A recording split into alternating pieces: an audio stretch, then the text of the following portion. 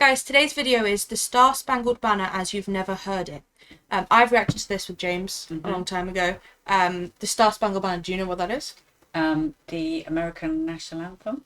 That's a good start. Yeah. So basically this is going to be the story of why it's called that, Okay. history of the flag, why it's so patriotic, and I think we'll get to hear it at the end as well. Okay, that So sounds we'll really get into it. interesting. Yeah, brilliant. Let's go.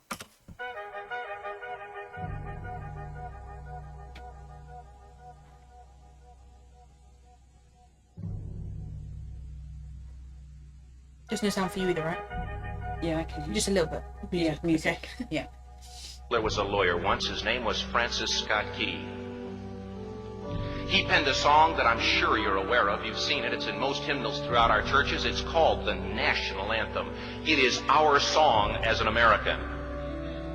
We go, however, to a ball game. We stand in our church services and we sing the words of that song, and they float over our minds and our lips, and we don't even realize what we're singing. Most of us have memorized it as a child, but we've never really thought about what it means. Let me tell you a story. Francis Scott Key was a lawyer in Baltimore.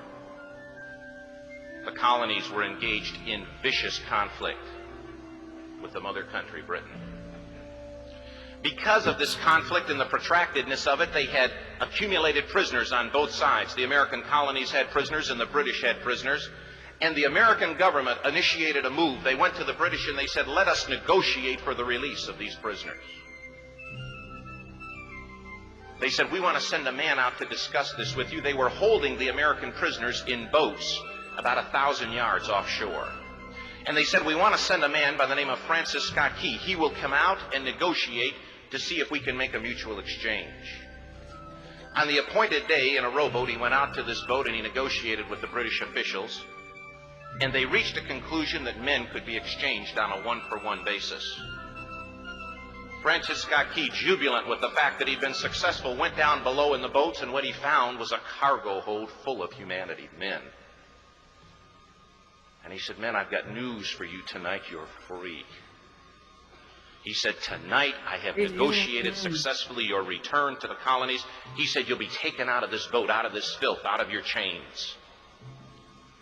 As he went back up on board to arrange for their passage to the shore, the admiral came and he said, we have a slight problem. He said, we will still honor our commitment to release these men, but it'll be merely academic after tonight. It won't matter. And Francis Scott Key said, what do you mean? He said, well, Mr. Key, he said, tonight we have laid an ultimatum upon the colonies. Your people will either capitulate and lay down the colors of that flag that you think so much of, or you see that fort right over there, Fort Henry? He said, we're going to remove it from the face of the earth. It's crazy to me that their flag is like up everywhere, like basically everywhere you go in America, you'll see that flag. Whereas in Britain, like the England flag, football games probably, or you'll see it. Yeah. The national anthem will probably be played at big sporting events. Yeah, but that's definitely. about it. And they sing it at their schools and stuff like that. Yeah, it's crazy. Okay. Oh, did they? Yeah. Oh, I didn't realise. It's crazy. Yeah, before every sports game, they sing that. Even their school sports games, like their football and stuff like that. Whereas we wouldn't sing that at school. Very patriotic. Yeah. He said, how are you going to do that? He said, if you will, scan the horizon of the sea. And as he looked, he could see hundreds of little dots. And he said, that's the entire British war fleet. He said, all of the gunpowder, all of the armament is being called upon to demolish that fort. It will be here within striking distance in a matter of about 2.5 hours. He said, the war is over. These men would be free anyway. He said, you can't shell that fort. He said, that's a large fort. He said, it's full of women and children. He says, it's predominantly not a military fort. He said, don't worry about it. They said, we've left them a way out. And he said, what's that? He said, do you see that flag way up on the rampart? He said, we have told them that if they will lower that flag, the shelling will stop immediately. And we'll know that they've surrendered, and you'll now be under British rule. Francis Scott Key went down below and told the men what was about to happen. they said, how many ships? He said, hundreds. The ships got closer. Francis Scott Key went back up on top and he said, men, I'll shout down to you what's going on as we watch. Crazy that they didn't even have windows or anything. So they couldn't even see. They didn't have a clue what's going on. Just away in the dark. Just being like told that. what's going on. That'd just be so scary. As twilight began to fall, and as the haze hung over the ocean as it does at sunset, suddenly the British war fleet unleashed. He says the sound was deafening. There were so many guns that there were no reliefs. He said it was absolutely impossible to talk or hear. He said suddenly the sky, although dark, was suddenly lit. Terrifying. And he says from down below, hearing all the he could noises. hear the men, the prisoners, saying was, tell us where the flag is. What have they done with the flag? Is the flag still flying over the rampart? Tell us. 1 hour, 2 hours, 3 hours into the shelling.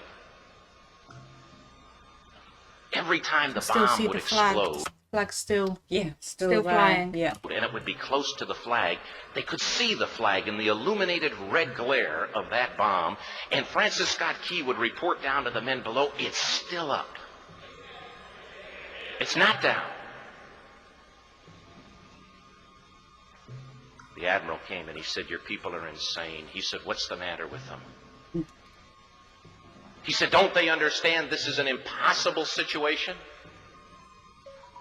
Francis Scott Key said he remembered what George Washington had said. He said the thing that sets the American Christian apart from all other people in the world is he will die on his feet before he'll live on his knees. The admiral said, we have now instructed all of the guns to focus on the rampart to take that flag down. He said, we don't understand something. Our reconnaissance tells us that that flag has been hit directly again and again and again, and yet it's still flying. We don't understand that. I think it's such a pretty flag. I like the colours. Flag. Yeah. I think it's much prettier than the England flag. I prefer it to the Union Jack, actually. I just feel like the colours are just they fit perfectly with, even though the colours are the same as the British flag, but I like the stars. I like the whole. Yeah. I like the stars on it. I think picture really is nice. But he said, now we're about to bring every gun for the next 3 hours to bear on that point. Francis Scott Key said the barrage was unmerciful. All that he could hear was the men down below praying. The prayer. God, keep that flag flying where we last saw it. Sunrise came. He said there was a heavy mist hanging over the land, but the rampart was tall enough. There stood the flag, completely nondescript, in shreds. The flagpole itself was at a crazy angle, but the flag was still at the top. Francis Scott Key went aboard and immediately went into Fort Henry to see what had happened. What he'd found had happened was that that flagpole and that flag had suffered repetitious direct hits. And when hit had fallen, but men, fathers, who knew what it meant for that flag to be on the ground, although knowing that all of the British guns were trained on it, walked over and held it up humanly until they died. Their bodies were removed and others took their place. Francis Scott Key said what held that flagpole in place at that unusual angle were patriots' bodies. He penned the song, "Oh, say can you see by the dawn's early light what so proudly we hailed at the twilight's last gleaming? Or the rocket's red glare, the bombs bursting in air, gave proof through the night that the flag was still there." Oh, say, does that star-spangled banner yet fly and wave o'er the land of the free and the home of the brave? The debt was demanded. The price, it was paid. I think before we get into the anthem, but when you hear the words, when you know the story and then you hear the words, it's like you can actually picture what they're going through as you're hearing the song. I had no idea that was the background to it. It's amazing. So we won't pause or talk during this, but it'd be interesting to picture the words now with what we know. Oh, say, can you see by the dawn's early light what so proudly we hailed at the twilight's last gleaming, whose broad stripes and bright stars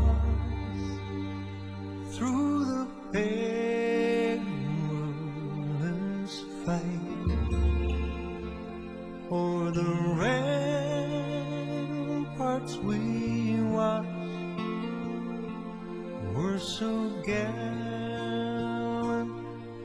streaming, and the rockets spread clear, the bombs bursting in air gave proof through the night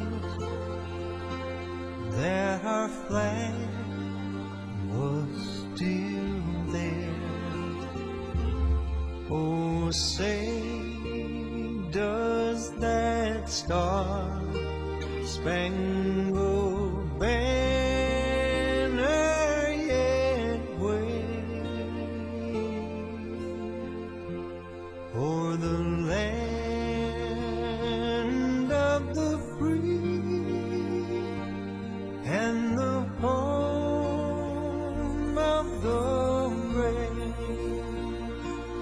Oh, say, does that star-spangled banner yet wave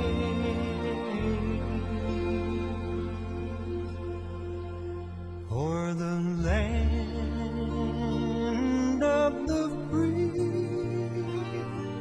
and the home of the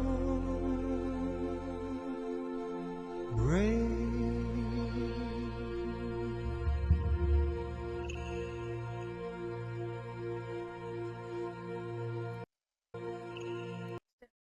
What do you think of that?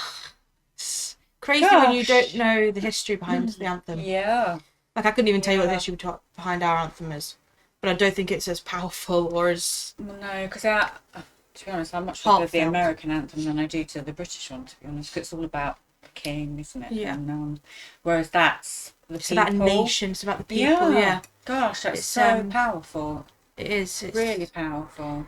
Yeah, it's, I think it's actually quite lovely as well. It's a nice... It's beautiful in its own tragic history kind of thing. Kind of way. Yeah, it's amazing. Yeah, it was a good video. Let us know if there's any more videos on the Star Spangled Banner. I don't know what else there is around. I don't have any idea about the history for that actually, and it's I do love history anyway, but that's amazing. Yeah. Well, let us know if you liked it in the comments, and we'll see you in the next one.